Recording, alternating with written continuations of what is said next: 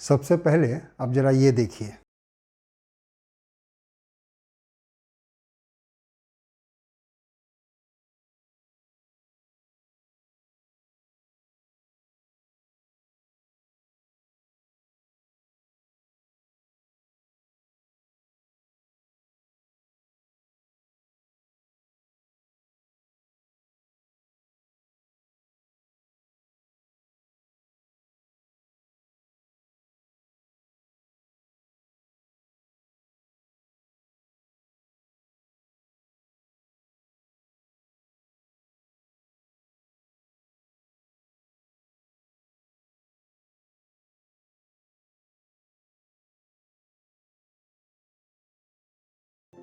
इन photos को देखकर आप लोगों में से तो बहुतों ने ये मन बना भी लिया होगा कि अप्लाई तो करेंगे ही करेंगे। गलत भी नहीं है। यदि सिर्फ इंफ्रास्ट्रक्चर के बेस पे यदि बात की जाए तो ऐसा लग रहा है कि इन स्कूल्स को अप्रूवल देकर कोई गलती नहीं की गई है, ठीक है। और जहाँ तक मुझे ओवरऑल एक मोटा मोटी पता चल सका है इन स्कूल्स के बारे में, काफ़ी रेप्यूटेड स्कूल्स हैं ये सारे के सारे। अपने लोकेलिटी में इनका काफ़ी नाम है, काफ़ी रिप्यूट कमाया हुआ है इन लोगों ने हर एक मामले में, एजुकेशन के मामले में हो चाहे जिस भी मामले में हो। हाँ, कहीं से कुछ इधर उधर सुनने को मिला, इसमें कहीं कोई दुमत नहीं है और वो सही न्यूज़ भी था, लेकिन उसके बेसिस पे सारे अचीवमेंट को जीरो कर देना ये बिल्कुल भी सही बात नहीं होगी। तो उसको अभी हटाते हैं। सब जगह कुछ ना कुछ दिक्कत तो है ही, वो रहेगी, आगे भी रहेगी। लेकिन यदि उसको हटाकर बात की जाए तो इतना तय है कि इंफ्रास्ट्रक्चर के बेस पर इन स्कूल्स को अप्रूवल देकर कोई गलती नहीं की गई है। एक अगला डाटा है, आप जरा उस पर भी ध्यान दीजिए, यहाँ स्क्रीन पर भी आ रहा होगा। All India Sainik school entrance examination 2022 written exam जो जनवरी में हुआ था, उसमें टोटल जो रजिस्ट्रेशन कैंडिडेट्स ने कराया था उनका नंबर्स था 1,19,360। इसमें 1,05,429 कैंडिडेट्स अपीयर हुए थे, जिसमें 65,537 कैंडिडेट्स ने क्वालिफाई किया था, रिटन क्वालिफाई किया था। ये सारे बच्चे अभी अप्लाई करने के लिए एलिजिबल होंगे। इस सारे क्वालिफाइड कैंडिडेट्स में 50,185 बॉयज़ थे और 15,392 गर्ल्स थीं। यदि इस टोटल क्वालिफाइड की बात की जाए 65,000, तो अभी जो पहले से 33 सैनिक स्कूल हैं उसमें रफली 3,000 के आसपास एडमिशन होता है। इस टोटल क्वालिफाइड कैंडिडेट्स का वो 3,000 रफली 5% के आसपास आता है। 95% बच्चे, 5% यदि एडमिशन हो जाता है, उनका एडमिशन होगा ही होगा। इसका मतलब है कि 95% क्वालिफाइड बच्चे का एडमिशन नहीं हो पाएगा, जो कि इंतज़ार में रह जाएंगे। अब आते हैं इस नए सैनिक स्कूल के बारे में। इस नए सैनिक स्कूल की जो टोटल कैपेसिटी होगी वो कितनी होगी, तो अभी कोई ऑफिशियली इसके बारे में कोई अनाउंसमेंट नहीं है। लेकिन एक बात कही गई है कि जो टोटल 100 सैनिक स्कूल होंगे उसमें तकरीबन 5,000 के आसपास टोटल वैकेंसी होगी। यदि उसके हिसाब से इसको कैलकुलेट करें, इस नए सैनिक 21 सैनिक स्कूल्स को, तो लगभग 1100-1200 के आसपास आता है। लेकिन ये काफ़ी कम हो जा रहा है 50 कैंडिडेट्स पर स्कूल के हिसाब से। थोड़ा सा यदि इसको मैच करना चाहें अभी जो प्रेजेंट में सैनिक स्कूल सन से, तो हम लोग मान सकते हैं कि मिनिमम इन नए 20 न्यू सैनिक स्कूल्स में मिनिमम 1,000 से 1,200 के आसपास वैकेंसी रहेगी और मैक्सिमम 2,000 के आसपास वैकेंसी रहेगी, इतनी रहेगी। यदि हम 2,000 भी वैकेंसी मान लेते हैं तो ये जो क्वालिफाइड बच्चे जो बच जाएंगे, जिनका एडमिशन पहले वाले सैनिक स्कूल में नहीं हो पाएगा, वो बचेंगे तकरीबन 62,000 के आसपास। 62,000 बच्चे अप्लाई कर पाएंगे, जिसमें मैक्सिमम 2,000 का एडमिशन होगा। कहने का मतलब ये 3% के आसपास आ रहा है। तो इतना आप लोग समझ सकते हैं कि ये जितने भी नए सैनिक स्कूल हैं, इनकी सीट्स तो भरेंगी, इसमें कहीं कोई दुमत नहीं है। भरेंगी ही नहीं बल्कि वेटिंग लिस्ट भी लंबी जाएगी, लंबी लाइन लगेगी। अब सवाल ये उठता है कि इस स्कूल में अप्लाई करने वाले जितने भी ये 62,000 बच्चे होंगे, उसमें हम आप हैं कि नहीं हैं। देखिए, इस बात को सीधे सीधी एक लाइन में बोल देना काफ़ी मुश्किल होगा, क्योंकि जिसकी कोई हिस्ट्री ही नहीं है उसको आप कैसे किस बेस पे आप उसको एनालाइज कर सकते हैं कि इसका फ्यूचर परफॉर्मेंस कैसा होगा। लेकिन कुछ फैक्टर्स ऐसे हैं जिस पर यदि हम लोग ध्यान दें तो हम लोग को डिसीजन लेने में काफ़ी आसानी होगी। एक चीज़ सोचिए, आप खुद पे आदमी लेता है ना तो ज़्यादा अच्छी तरह से समझता है। आप यदि कोई स्कूल खोलें तो उसको बहुत अच्छा बनाने में आप कोई कसर नहीं छोड़ेंगे। आप चाहेंगे, आप हर एक वो एफर्ट लगाएंगे कि आपका स्कूल जो है सो काफ़ी रेपुटेशन में आए, उसका नाम हो, उसका परफॉर्मेंस काफ़ी अच्छा हो। तो ये जो स्कूल्स, नए सैनिक स्कूल्स खुल रहे हैं, इसका जो एडमिनिस्ट्रेशन होगा वो भी किसी भी तरह से ये नहीं चाहेगा कि कुछ भी ऐसा हो कि ये सैनिक स्कूल का रेपुटेशन ख़राब हो। कहने का मतलब कि इसका परफॉर्मेंस अच्छा करने के लिए जहाँ तक उनकी कैपेसिटी होगी वहाँ तक वो अपना दम लगाएंगे। बल्कि इस हद तक दम लगाएंगे कि जो ऑलरेडी सैनिक स्कूल्स हैं उनसे भी इसका परफॉर्मेंस अच्छा हो। अब ये होगा कि नहीं, ये तो उनकी तरफ की बात होगी, वो इतना ही कर सकते हैं। इसके बाद जो भी उसका परफॉर्मेंस होगा, जो भी वो नाम कमाएगा, वो आ जाएगा बच्चों पे कि बच्चे का परफॉर्मेंस कैसा होता है। इसमें कुछ फैक्टर्स आप ध्यान दीजिए। हम पहले उसके बारे में बात कर लेते हैं, फिर पर्सनली चलेंगे कि हमें जाना चाहिए कि नहीं जाना चाहिए उसमें। इस जो सैनिक स्कूल में अभी जो बच्चे का ये मेडिकल चल भी रहा है, कुछ का लिस्ट फाइनल आया होगा या अभी तक पूरे का नहीं आया है, इसमें बहुत सारे बच्चे ऐसे हैं जिनके मार्क्स 250 के प्लस हैं, मतलब 80% से ज़्यादा उनके मार्क्स आए हैं, लेकिन फिर भी उनका मेडिकल में नहीं हो पाया, या मेडिकल में हुआ भी है तो उनका फाइनल सिलेक्शन नहीं हो पाएगा। अब खुद सोचिए कि वो 250 प्लस वाले बच्चे यदि इन स्कूल्स में जाते हैं तो इन स्कूल्स का परफॉर्मेंस क्या होने वाला है। आप समझ सकते हैं कि उनका परफॉर्मेंस काफ़ी अच्छा होगा। जो भी है, अभी पहले से जो सैनिक स्कूल्स हैं, ठीक है ना, एक फैक्टर हम और आपको ध्यान में दे देना चाहते हैं कि वो बच्चे जाते हैं उसमें क्यों, एनडीए में सिलेक्शन के लिए, उसका प्राइमरी टारगेट यही होता है। और बच्चे भी इसलिए आते हैं कि हम जाके ऑफिसर बनेंगे। लेकिन कितने बच्चे बन पाते हैं, कभी इस पर ध्यान दिया है आपने? यदि आप डाटा पर ध्यान देंगे, हम सबसे जो एनडीए में कैंडिडेट देने में जो सबसे टॉप मोस्ट स्कूल है, उसने अब तक तकरीबन 800 प्लस बच्चे को सैनिक स्कूल में दिया है। 800 प्लस, वो भी कितने, 50-60 सालों में। हम एक स्कूल की बात बता रहे हैं, तो उसका एवरेज रफली आप निकालिएगा तो 15 के आसपास आता है। यदि आप ओवरऑल सारे सैनिक स्कूल्स को मिला लें तो ये 10% से भी नीचे चला आएगा। कहने का मतलब कि जितने भी बच्चे सैनिक स्कूल में एडमिशन लेते हैं उसमें 10% से भी कम बच्चे, ठीक है ना, 10% से भी, मतलब यदि 3000 होल एंड सोल सारे सैनिक स्कूल्स का मान लिया जाए तो उसमें 300 बच्चे ही मैक्सिमम या इसी के राउंड अबाउट जाके आर्म फोर्सेज में ऑफिसर बन पाते हैं। 90% बच्चे नॉर्मल एजुकेशन लेकर ही उस स्कूल से बाहर आते हैं, वो एनडीए में नहीं जा पाते हैं सैनिक स्कूल के थ्रू, या फिर आर्मी में कोई भी ऑफिसर नहीं बन पाते हैं।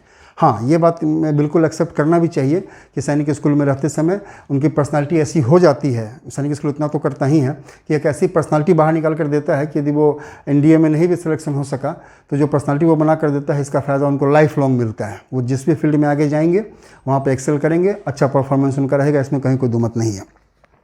अब हम लोग आते हैं अपनी बात पे कि जो बच्चे जिनका नंबर काफ़ी अच्छा आया, अभी एनटीए केसोर की बात कर रहे हैं, यदि वो बच्चे इन नए सैनिक स्कूल्स में एडमिशन लेते हैं तो आप समझ सकते हैं कि उस सैनिक स्कूल का परफॉर्मेंस कितना अच्छा होगा। इतना अच्छा होगा कि पहले से जो ऑलरेडी सैनिक स्कूल्स हैं उसमें भी बहुत सारे सैनिक स्कूल के परफॉर्मेंस को ये नए सैनिक स्कूल क्रॉस कर जाएंगे, ठीक है। अब मेन फैक्टर ये है कि इन सारी बातों के बेस पे हम इन नए सैनिक स्कूल में अप्लाई करने की सोचें या ना सोचें, ठीक है। क्योंकि एक क्वेश्चन, और उस जेन्युइन भी है, जो सारे गार्जियंस के मन में आ रहा है, आ भी रहा होगा कि हम इस साल नए सैनिक स्कूल में अप्लाई करें या नेक्स्ट ईयर जो पहले वाले सैनिक स्कूल हैं उसके लिए हम नेक्स्ट ईयर फिर से अटैम्प्ट करें, यदि उनके पास एलिजिबिलिटी बची हुई है तो। जिनके पास एलिजिबिलिटी नहीं है, एज यदि ज़्यादा हो जा रहा है या कोई और भी फैक्टर है, तो उन जो अगले साल अटैम्प्ट नहीं दे सकते हैं, उनके लिए तो मेरा रिक्वेस्ट है, और हम चाहेंगे भी कि वो इसी सैनिक स्कूल में अप्लाई करके यदि एडमिशन होता है तो एडमिशन ले लें, ठीक है ना। क्योंकि आप ये भी सोचिए कि आप यदि किसी चीज़ में कुछ कमी निकाल कर उसको यदि रिजेक्ट कर रहे हैं, ठीक है, यदि आप एक ऑप्शन को छोड़ रहे हैं तो आपके पास जो दूसरा ऑप्शन बच रहा है, कहीं ऐसा ना हो कि वो ऑप्शन में जाने के बाद इस ऑप्शन से भी खराब हालत हो जाए। कहने का मतलब कि यदि आप इस स्कूल में भी एडमिशन नहीं लेते हैं तो आप सोच लीजिए कि एक साल तक तैयारी कराने में फिर क्या से क्या होने वाला है। और यदि उस बच्चे का सिलेक्शन फिर अगले साल भी नहीं हुआ तो अल्टीमेटली आप वही करेंगे जो अभी आपको करने के लिए हम कह रहे हैं, ठीक है ना। कह नहीं रहे हैं बल्कि सजेस्ट कर रहे हैं। तो आप ऐसा कर सकते हैं कि जिन बच्चों की एलिजिबिलिटी अगले साल नहीं है वो इस साल इस नए सैनिक स्कूल में अप्लाई करें, और यदि उनका सिलेक्शन होता है तो वो एडमिशन ले लें। बच गई बात उन कैंडिडेट्स की जिनके पास जो अगले साल भी इंट्रेंस एग्जामिनेशन, पुराने वाले सैनिक स्कूल का इंट्रेंस एग्जामिनेशन देने के लिए एलिजिबल होंगे, वो इसमें एडमिशन ले कि नहीं लें। तो इसको हमने दो भाग में डिवाइड किया है। कैंडिडेट्स, जितने भी कैंडिडेट्स हैं उनको दो पार्ट में डिवाइड किया है। पहला पार्ट उन कैंडिडेट्स का जो अपनी कैटेगरी में जो उनका कट ऑफ रहा होगा उससे वो काफ़ी कम नंबर पे रह गए, और दूसरा पार्ट उन बच्चों का जो कट ऑफ के काफ़ी नज़दीक पहुँचे लेकिन एडमिशन उनका, फाइनल सिलेक्शन उनका नहीं हो पाया या आगे नहीं हो पाएगा, ठीक है ना। देखिए, जो बच्चे कट ऑफ के काफ़ी नज़दीक रहे, जिनको काफ़ी अच्छे नंबर आए लेकिन एडमिशन नहीं हो सका, वो यदि ये सोचते हैं कि हम नेक्स्ट ईयर फिर से अप्लाई करेंगे पुराने वाले 33 सैनिक के स्कूल के लिए, तो उनकी सोच में दम है। इस बात को एक्सेप्ट करना चाहिए, क्योंकि वो बहुत थोड़े से रह गए, टाइम अभी थोड़ा बचा हुआ है। यदि वो थोड़ी सी मेहनत और करेंगे तो नेक्स्ट ईयर उस पुराने सैनिक स्कूल के लिए क्वालिफाई कर सकते हैं, इसमें कहीं कोई दो मत नहीं है। तो वो यदि एक साल का रिस्क ले रहे हैं, ठीक है ना, तो उनका जो रिस्क है काफ़ी कैलकुलेटेड है, वो इस रिस्क को ले सकते हैं।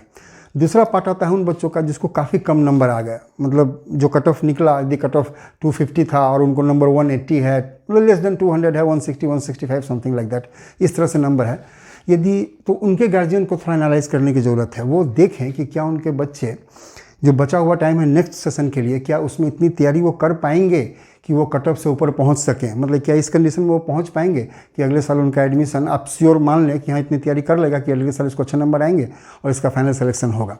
यदि आपको लगता है कि नहीं मेरे बच्चे में उतना कैलिबर नहीं है कि इस टाइम में वो वहाँ तक पहुँच सके कि हम एश्योर्ड हो जाएं कि नेक्स्ट ईयर इसका तो 33 सैनिक स्कूल में किसी न किसी में हो ही जाएगा, यदि आप इतने एश्योर्ड नहीं हैं तो आपको एक साल बर्बाद करने के लिए हम सजेस्ट नहीं करेंगे। मेरा सजेशन ये होगा कि आप इसी टाइम में इस नए सैनिक स्कूल में अप्लाई करें, और यदि एडमिशन हो पाता है, यदि इसमें भी यदि वो आ पाता है तो आप उसमें एडमिशन ले लें, क्योंकि इसमें भी एडमिशन होना जितना हम लोग आसान समझ रहे हैं ये इतना आसान होगा नहीं। मारा काटी इसमें भी मचेगी, इसमें कहीं कोई दुमत नहीं है, लेकिन फिर भी यदि एडमिशन होता है तो एडमिशन ले लें। कि इसके पीछे करने का मेरा एक और बेस भी है कि ये सिर्फ कुछ महीनों की और 1-2 साल की बात नहीं है। यदि एडमिशन होता है तो आपके बच्चे कुछ साल तक उस स्कूल में पढ़ेंगे, 10th तक 12th तक, 5 से 7 साल की बात है, इतने साल बच्चे आपके उस स्कूल में पढ़ेंगे। 5 से 7 साल में उस स्कूल का परफॉर्मेंस क्या से क्या हो जाएगा, यदि पूरे का नहीं तो कुछ स्कूल का परफॉर्मेंस तो इतना तो अच्छा हो ही जाएगा कि जो अभी पहले से 33 स्कूल हैं इसमें से भी कुछ स्कूल को सरपास कर जाएगा, इसमें कहीं कोई दुमत नहीं है। ठीक है, बच्चे वहाँ पर अच्छे एडमिशन लेंगे और परफॉर्मेंस कुछ स्कूल का बहुत ही अच्छा होगा, ऐसा होगा ही होगा, इसमें कहीं कोई दुमत नहीं है।